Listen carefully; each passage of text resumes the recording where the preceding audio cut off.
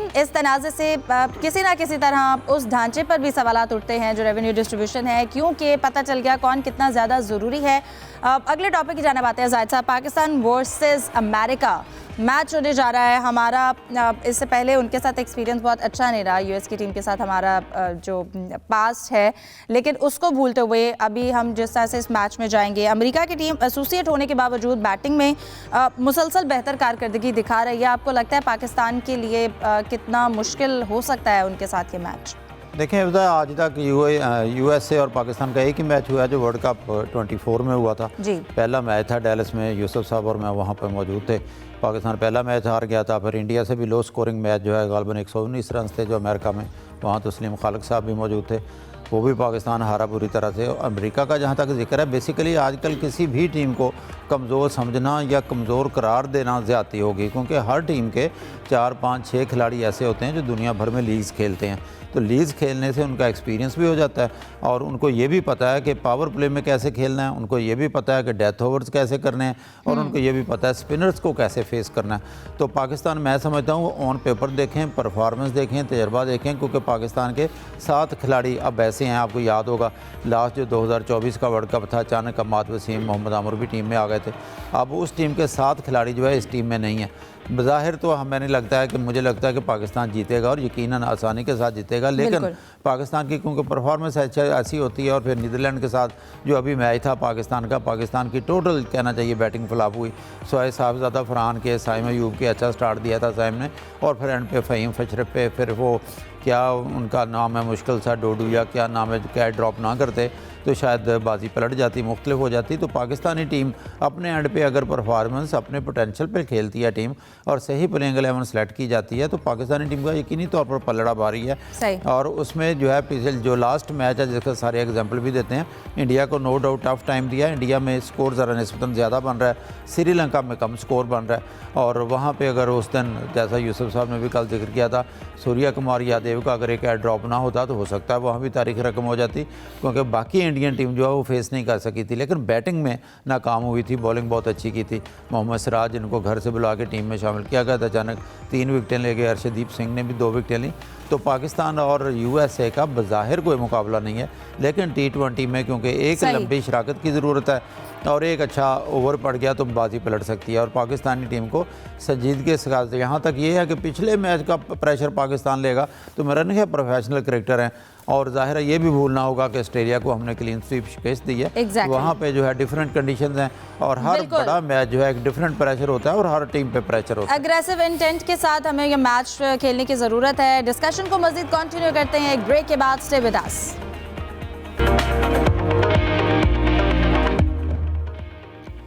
Welcome back. Zahid साहब, मैं आपकी जानिब आना चाहूँगी। मुल्तान की टीम रिकॉर्ड 2 अरब 45 करोड़ में ख़रीदी गई है, महंगी टीम ख़रीदी गई, ये भी एक अच्छी खबर। और इसके साथ साथ अब जो PSL के मैचेस हैं उनमें एक और मैदान शामिल हो गया है। अब पेशावर में भी ये मैचेस होंगे। इसके पीछे जो एफर्ट्स रहीं, फिर अब ये एक महंगी टीम जो है वो फ़रोख्त हुई, क्या कहना चाहेंगे आप?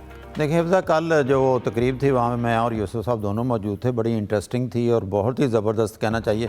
लगता ऐसा था कि PCB या PSL की जो इंतज़ामिया उनको भी तवक्को नहीं थी कि यहाँ तक उसका रेट जाएगा। 2 अरब जो है 45 करोड़ में हुई और तकरीब बहुत ही अच्छी थी, दिलचस्प थी कहना चाहिए। और फिर हाँ, अलबत्ता वहाँ पे मौजूद लोगों को भी और ख़ास तौर पर मीडिया ने भी क्वेश्चन कर दिया बाद में। मोहसिन नकवी साहब ने, उन्होंने इजहार भी किया कि ये तो खैर ज़ाहिर है जिन्होंने 2 अरब 45 करोड़ खर्चे हैं उनका हक बनता था और PCB ने यह गुंजाइश भी निकाली। मुझे याद है कि इससे पहले जो उन्होंने इसकी कंडीशंस भेजी थी उसमें था कि अगर कोई इन 6 शहरों में से कोई नाम तब्दील करना चाहता है तो फिर एक्स्ट्रा पेमेंट के बाद वो ले सकता है, लेकिन एक्स्ट्रा पेमेंट लगता है कि वो माइनस कर दी गई।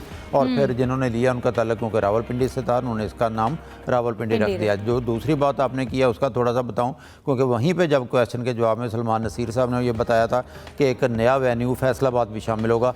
लेकिन आज मोहसिन नकवी साहब थोड़ी देर बाद जब पेशावर गए हैं तो वहाँ पर उन्होंने मीडिया से गुफ्तगू भी की है और वहाँ की इतलात हैं कि इस दफ़ा एक दरीना मुतालबा जो है अहलिया ने पेशावर का वो कबूल किया गया और PSL के मैचेस वहाँ पे पेशावर स्टेडियम में भी हो गए। तो ये दो इस हवाले से एक बड़ी खबरें हैं। एक PSL की 8वीं टीम जो मुल्तान जो अली तरीन की गलती की वजह से मैं समझता हूँ कि उनके हाथ से गई, और फिर अली तरीन ना खुद आए ना उनकी जो बाकी साथी उन्होंने भेजे थे नुमाइंदे, उन्होंने बिड में हिस्सा लिया और एक हैवी अमाउंट के साथ जो है वो मुल्तान की टीम जो फरोख्त होगी और दूसरा PSL के मैचेस पेशावर में होंगे। सही। सलीम साहब, क्या लगता है, पहले भी मुल्तान सुल्तान्स एक महंगी टीम थी, अब भी महंगी टीम है बाकी टीम्स की निस्बत, तो इसका प्रेशर टीम पर भी होता है, इसके साथ साथ फ्रेंचाइज की बढ़ती कीमतें और इसके साथ साथ जो नए वेन्यूज़ हैं, यकीनन PSL जो है वो बढ़ता जा रहा है, मज़ीद सक्सेसफुल होता जाएगा।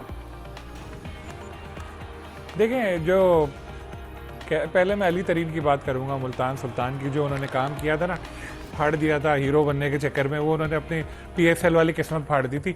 हीरो बनना बस जो एक्टर है ना, फहद मुस्तफ़ा हैं, अली ज़फ़र आते हैं कभी कभी फिल्म में, उन पे अच्छा लगता है। अब वो रिग्रेट करेंगे इसको, PCB एक और दफ़ा बेचेगा मुल्तान सुल्तान, आप देखिएगा कुछ अरसे बाद, और वो हमेशा उनको दुख होता रहेगा।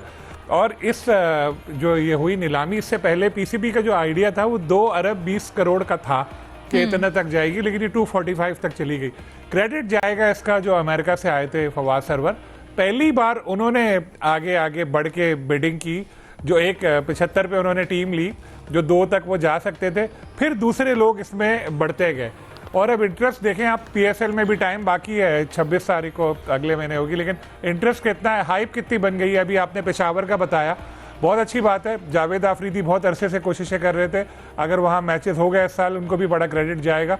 तो अच्छा है, PSL बढ़ रही है और लोगों का इंटरेस्ट बढ़ रहा है। नाम का जैसे बताया, कल उन्होंने मुल्तान का नाम चेंज करके पिंडी रख लिया, और इस तरह अमेरिका वाली जो टीम थी हैदराबाद, उसका नाम जब उन्होंने उसमें हैदराबाद किंग्समैन ह्यूस्टन रखा तो काफ़ी एक तूफान मच गया। हालांकि उनकी मर्जी जो नाम रखे, लेकिन लोगों ने काफ़ी उस पर शोर मचाया था। तो इससे आप अंदाज़ा लगाएं कि इवेंट में इस वक्त कितना ज़्यादा जोशो खरोश पाया जा रहा है। तो ये जो नए ओनर्स आए हैं ना, इन्होंने पूरी लीग को उथल पुथल कर दिया है और अब काफ़ी सारी चेंजेस नज़र आएंगी। हो सकता है इन फ्यूचर PCB भी सोचे कि ये इन लोगों को जो पुराने वाले हैं, इतनी सस्ती सस्ती टीमें हमने क्यों दी हुई है, गो के 10 साल का कॉन्ट्रैक्ट हुआ है। क्योंकि अगर आप देखें तो एक टीम जी सीज़न की सक्सेसफुल के हवाले से भी हम बात कर सकते हैं, और जब ये PSL का बाकायदा आगाज़ होगा तो उम्मीद करते हैं ये इवेंट भी बहुत कामयाब हो।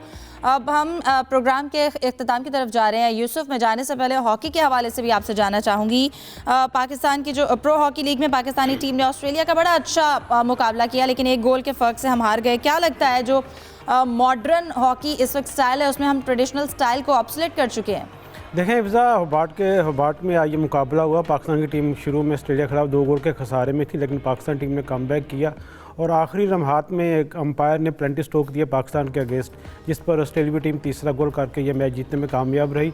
मजमूई तौर पर पाकिस्तान की जो परफॉर्मेंस को आउटस्टैंडिंग कहा जा सकता है। इतनी बड़ी ऑस्ट्रेलिया की नंबर 1 टीम के साथ पाकिस्तान का सख्त मुकाबला करना यकीनन एक इम्तिहान था खिलाड़ियों की फ़िटनेस का, उनकी स्किल का, जिसमें खासी हद तक कामयाब रहे। कुछ गलतियां उन्होंने की, यकीनी गोल मिस भी हुए हैं, लेकिन ये खेल का हिस्सा है। और खुशी इस बात की थी कि पाकिस्तान की टीम पहले की निस्बत आज काफ़ी टच में नज़र आई।